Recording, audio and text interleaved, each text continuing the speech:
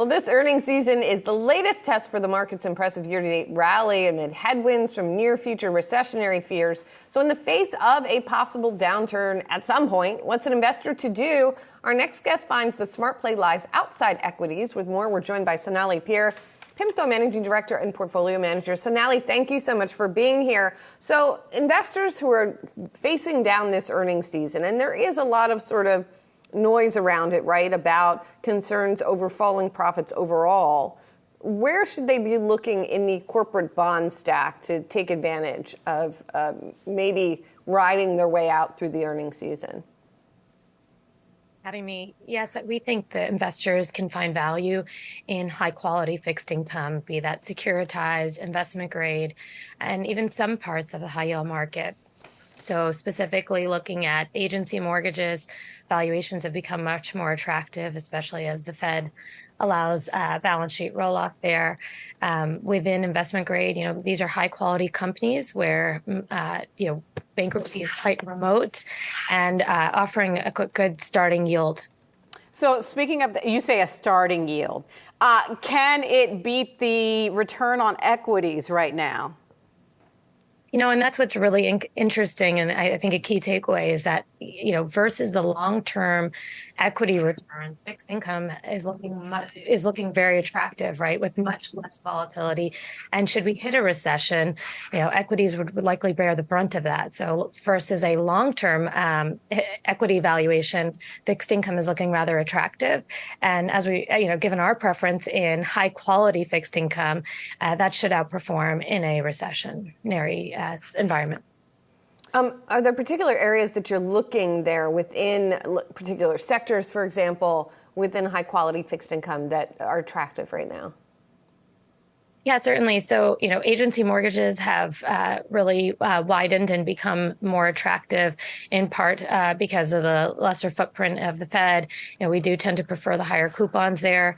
Within investment grade, industries, we tend to prefer, some of the non-cyclicals such as utilities, as well as, I think in financials, especially given what we've seen this year with the regional banks and the like, it's much more nuanced in terms of what part of the capital structure and which financials.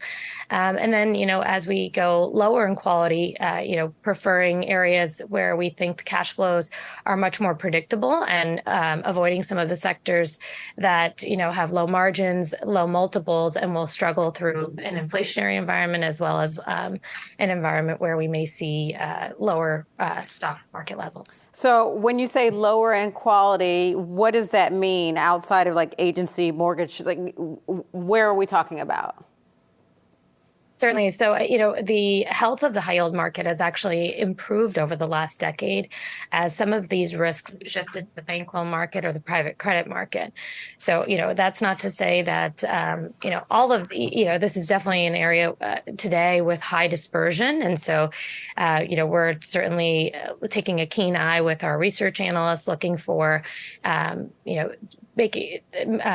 looking at industry selection, security selection quite specifically. But, what I would say is should we hit a recessionary environment, there will be more opportunities in the bank loan and private credit space. But today, we see the fundamentals of high yield as being a bit more robust. And you said, should we hit a recession? So should we hit a recession, there is the potential for some defaults, right? Some companies on their debt. So I guess I would ask, what does the default rate on debt look like should we hit a recession? Yeah, certainly it'll pick up from the low levels of, that we've had more recently. But, we're still forecasting high yield to have a default rate of, call it 3 to 5%. And the reason it's relatively low and it includes the long-term high yield default rate is really because, companies have termed out their debt after the Fed had stepped in during the peak COVID experience. That the subsequent 18 months, the back half of 2020 and throughout 2021, there was significant issuance. And given the low level of rates at that time, they really termed out to their debt that only 18% of high yield is coming due over the next 3 years, which certainly helps subdue the default rate. Sonali, there's an interesting story on Bloomberg today that says that this may be as good as it gets when it comes to corporate bonds, that there has been this rally in the first half of the year, but that the spread over government debt is pretty low, and there are concerns about how much it can be sustained. Is that why, first of all, do you agree? And do you think then that that means that corporate bond investors are going to need to be more selective going into the second half? From our perspective, it's always about active selection between industries, between securities within the capital structure, and we're always looking to take advantage of dislocations. That said, with respect to fixed income, spreads have rallied from a credit perspective. However, even if credit spreads were to widen on the margin, the starting level of income due to these level of yields helps bear some of that. And so, potentially positive returns, even with some spread widening.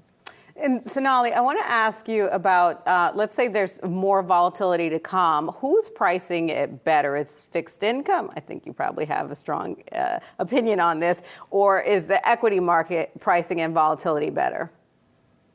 Right. So I think with where equities are today and with the potential for a recession, just on a look ahead basis, there's much more downside protection in fixed income than there's in equities, right? So, from that perspective, given the current coupon and current yield that you'll generate in fixed income as you wait for the recession or as it comes, there's definitely more downside protection in fixed income and still the ability to participate in some of the upside.